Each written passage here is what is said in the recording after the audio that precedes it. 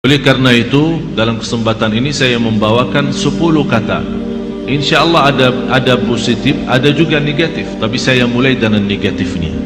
Khususnya sama anak kita. Karena dalam pendidikan sangat luar biasa perhatian Islam dalam pendidikan. Islam sangat memperhatikan pendidikan anak kita. Sistem pendidikan anak kita. Perhatian kepada anak kita. Karena ini semuanya pengaruh. Semuanya pengaruh. Ucapan kita, berlaku kita di hadapan anak kita. 10 kata yang merusakkan perasaan dan hati anak kita. Yang pertama, kita suka mencaci maki anak kita.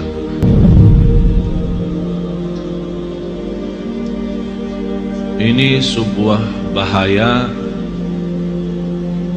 Apalagi kalau kita lagi emosi. Dan saya selalu sampaikan kepada jemaah, kalau lagi emosi, jauh daripada anak. Jauh. Jangan jadikan anak korban. Saya tidak enak membawa ucapannya karena kita di dalam masjid. Tapi ada banyak yang saya heran mengucapkan kata-kata yang saya malu sampaikan. Sama siapa? Sama anaknya sendiri. Kalau sama orang lain kita malu mengucapkan, apalagi sama anak kita.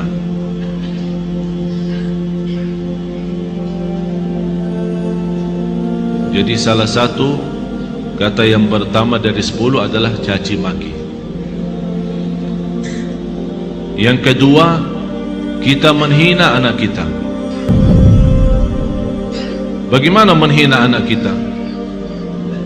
Di depan kawan-kawannya. Kalau dia bersama kawan-kawannya di dalam kelas atau di sekolah, kita datang jemput atau hantar, tapi kita suka menghina anak kita di hadapan mereka.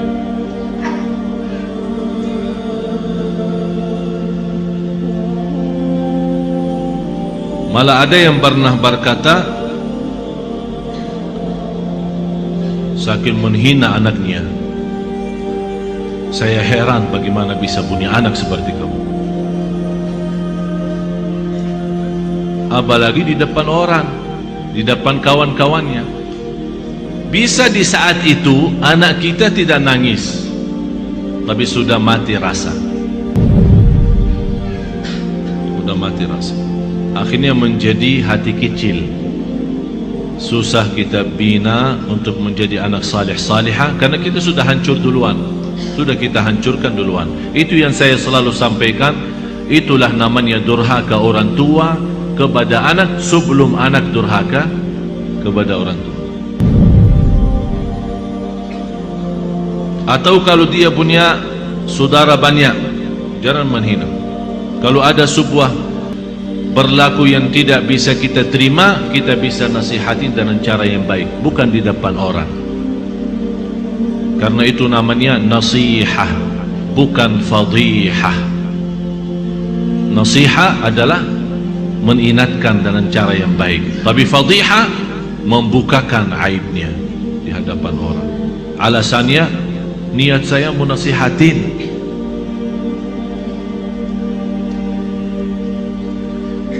Yang ketiga, selalu kita suka membawa bandingannya dia sama orang lain.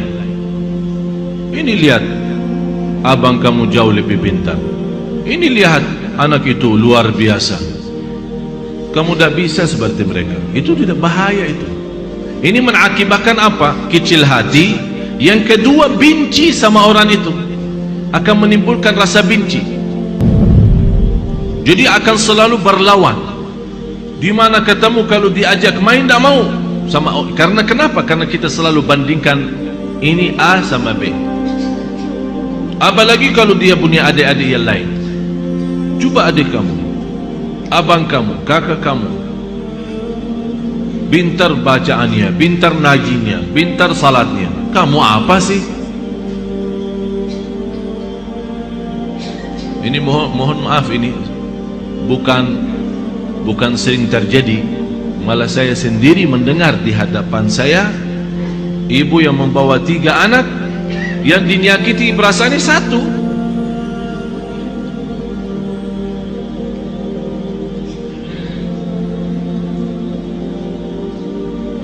Bahaya lidah itu, bahaya. Jadi jangan kita membandingkan anak sama orang lain. Mohon maaf, kita yang dewasa aja, kalau ada orang membandingkan kita sama orang lain, kita tersinggung. Apalagi anak kita. Kita ada yang dewasa yang sudah faham, mengerti, bisa mengerti maksudnya orang, bisa mengerti tujuannya orang, kita bisa tersinggung. Apalagi anak kita. Yang keempat, cinta dengan syarat. Aku cinta kamu, tapi syaratnya begini. Jadi seolah-olah kita tunjukkan kepada anak kita, kalau ibu tidak sayang begini aja, ikhlas dan sayang, tidak cinta ikhlas.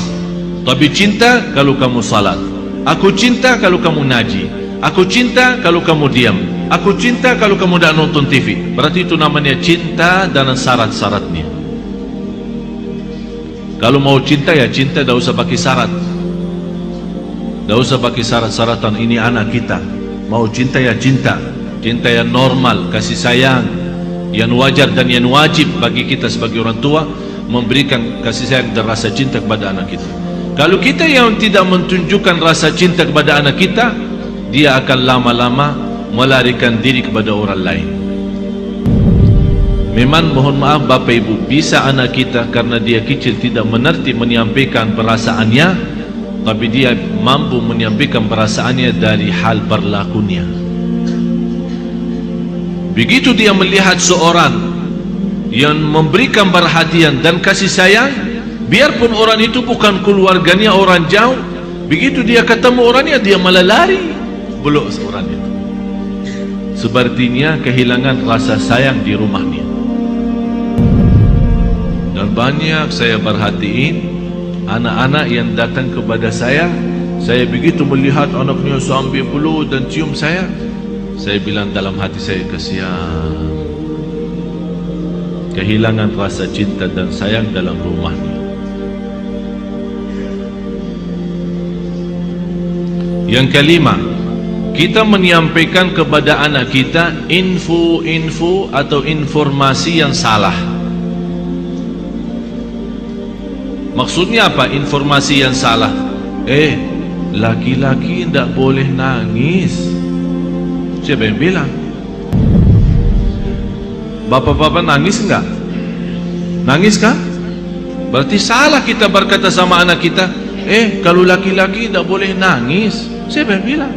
Biarin dia nangis. Kalau dia nangis, ayo nangis lagi sayang. Bukan laki-laki tidak boleh nangis. Itu membuat apa? Mengakibatkan sakit jiwa. Karena setiap dia mau nangis, dia bertahan.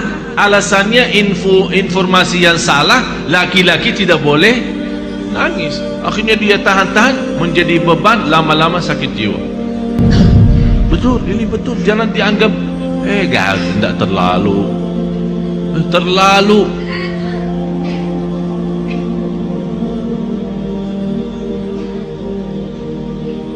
Yang keenam, ini yang lebih bahaya.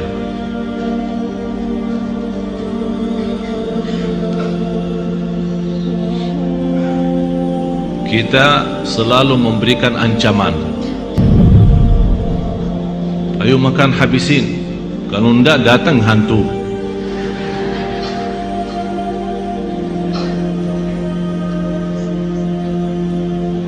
Mau tidur enggak? Kalau kamu tidak tidur, nanti datang hantu, temenin. Ini selalu kita, niat kita apa? Niat kita supaya dia cepat tidur, tapi mengakibatkan dalam perasaannya banyak hal yang tidak bagus. Padahal anak kita dari sisi psikologi jiwa dan akal, dari usia 2 tahun sampai 6 tahun dia mampu menguasai 7 bahasa. Ini bukan sembarangan. Ini ada orang keahlian psikologi akal dan jiwa membuktikan anak dari usia 2 tahun sampai 7 tahun Kalau diberikan perhatian sepenuhnya, dia mampu dari sisi psikologi, akal dan jiwa, mampu menguasai 7 bahasa. Bahasa kita, bahasa daerah, bahasa Arab, bahasa Inggris, terserah, 7 bahasa.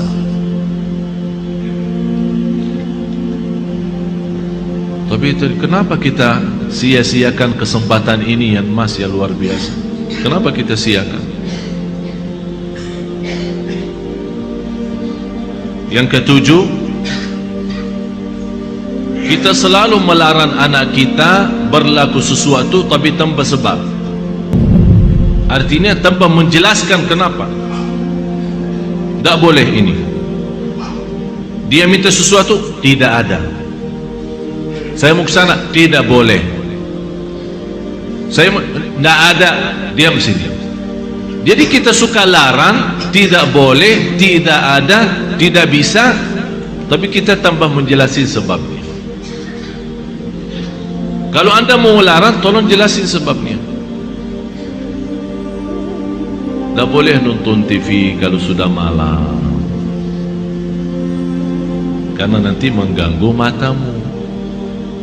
Ini ada alasan kenapa kita larang. Kalau makan sampai habiskan makanannya, karena di dalam makanan ada barakah. Kita tidak tahu di barakahnya yang di mana.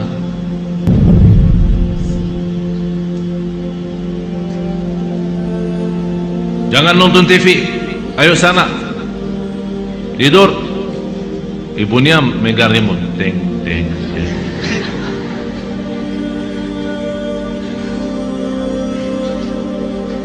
Anak kita bisa pendiam ya. Mungkin ada di antara anak ibu-ibu yang suka lawan, tapi ada yang diam sudah masuk ke kamarnya. Tapi Allah Maha tahu perasaannya apa di saat itu. Dilarang nonton TV, malah ibunya enak-enak nonton TV.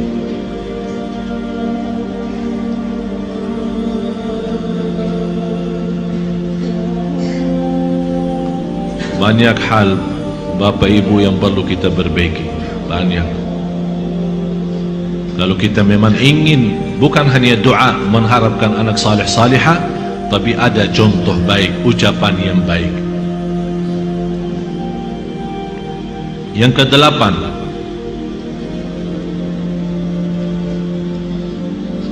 menghancurkan perasaan atau menghancurkan kepercayaan anak terhadap dirinya.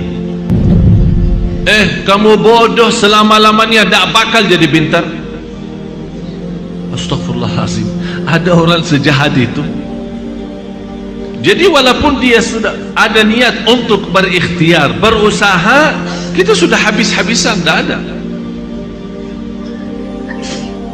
Memang kamu diciptakan oleh Allah bodoh seperti ini. Saya nyesal punya anak seperti kamu. Saya benci hari kelahiran kamu. Bapak Ibu, saya mengucapkan ini bukan dari saya. Saya punya telinga mendengar apa yang kata orang. Masa saya benci hari kelahiranku, hari kelahiran kamu? Jadi seolah-olah mengikatkan hari kelahiran anak kita hari misal Sabtu. Jadi saya benci Sabtu gara-gara kamu. Ya Allah, ini sudah betul-betul menghancurkan total anak kita.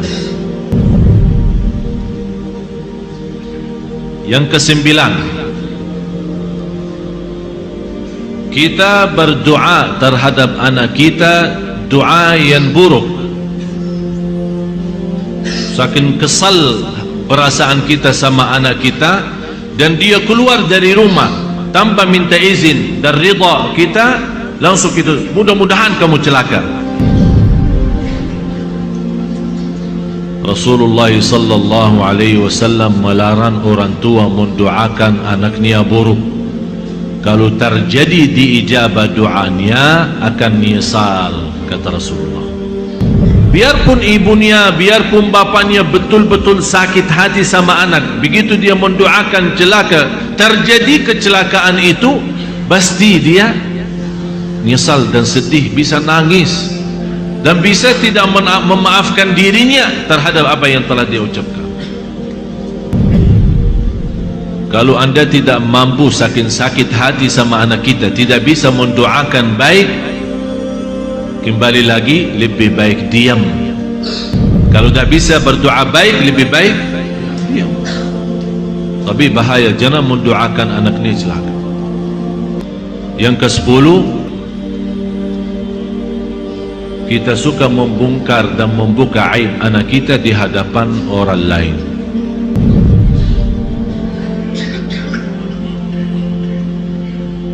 Ini anakku dah ada malunya, kalau tidur suka kencing di atas tempat tidurnya, suka buang air di tempat tidur. Capek aku setiap hari bersihin tempat tidurnya karena bekas kencingnya. Ini kan dicerita sama kawan-kawannya di sekolah. Apa yang akan terjadi? Kawan-kawannya apa? Senang atau gimana? Kesempatan kan? Setiap dia tanda